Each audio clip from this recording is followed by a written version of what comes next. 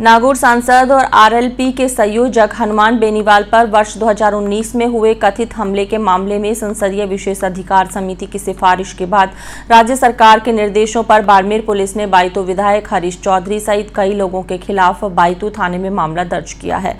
Baytu police थाने में बायतू विधायक हरीश चौधरी सहित कई लोगों के खिलाफ मामला दर्ज किया गया।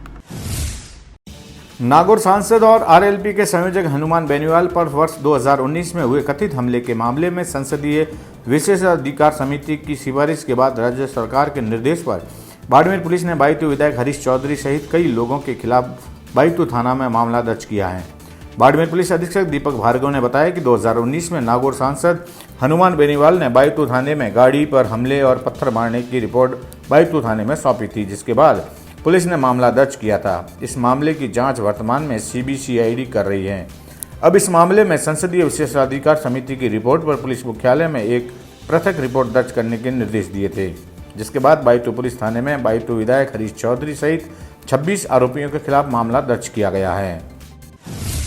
ये बाड़मेर जिले की घटना है, 3 वर्ष पुरानी है। 2019 में मेरे यहाँ पदस्थापन से पहले की है। तो पुरानी चीज़ पूछ के जब मालूम चला तो सांसद नागौर हनुमान बेनीवाल जी यहाँ आए थे। उनकी गाड़ी पे कोई पत्थर फेंकने वाली बात हुई थी, जिस पर तत्कालीन एसएचओ की वापसी पर मुकदमा दर्ज हो गया था। फिर माननीय सांसद महोदय ने लोकसभा में विशेषाधिकार हनन समिति के सामने ये रखा होगा, तो वहाँ से राज्य सरकार को निर्देश प्राप्त हुए कि इसमें पृथक से एक एफआईआर दर्ज की जाए। वो एफआईआर दर्ज हुई है। तो सर पहले जो मामला दर्ज हुआ था उसमें एफआईआर दी गई थी क्या? नहीं, उसका अनुसंधान जारी है। सीआईडीसी भी उसका अनुसंधान कर रही है। हम ध्यान नहीं, उसमें 26 लोगों के विरुद्ध है और उसके मारपीट के और नुकसान पहुंचाने के सेक्शंस उसमें लगे हुए हैं। देखिए, जब कोई एफआईआर दर्ज होती है वो थाने पे दर्ज होती है। थाने पे जो थानाधिकारी महोदय होते हैं वो एफआईआर को पढ़ के अवलोकन करके और सही सेक्शंस लगा के दर्ज करने के लिए भेजते हैं। अगर कोई ऐसी बात है तो हम उसका अध्ययन कर लेंगे, लेकिन अगर नहीं भी होता तो भी जो अनुसंधान अधिकारी होता है वो अनुसंधान के दौरान जो भी चीज़ पाता है उस आधार पे सेक्शंस को और धाराओं को घटा बढ़ा सकता है। यदि वो पाएगा कि कोई जानलेवा हमला था तो 307 ऐड करेगा, नहीं होगा तो नहीं होगा। इसी प्रकार से 90% तो सही धाराएं उस समय लग जाती है। मान लीजिए कोई एक धारा ऊपर नीचे होती भी है तो अनुसंधान अधिकारी अपने अनुसंधान से उस सेक्शन को, उस धारा को जोड़ सकता है या नहीं पाता तो हटा भी सकता है।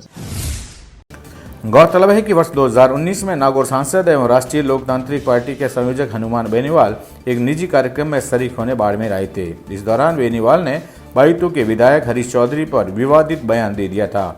उसी शाम को बायतू में एक जागरण के कार्यक्रम में शरीक होने जा रहे हनुमान बेनीवाल और केंद्रीय मंत्री कैलाश चौधरी की कार पर कुछ लोगों ने कथित हमला कर दिया।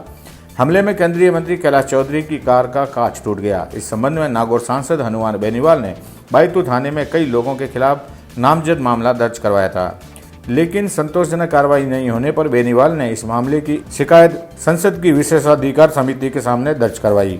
अब 3 साल बाद समिति की रिपोर्ट के आधार पर बायतू पुलिस थाने में एक और पृथक रिपोर्ट दर्ज की गई है। इस एफआईआर में बायतू के विधायक हरीश चौधरी सहित 2 दर्जन से अधिक लोगों को आरोपी बनाया गया है।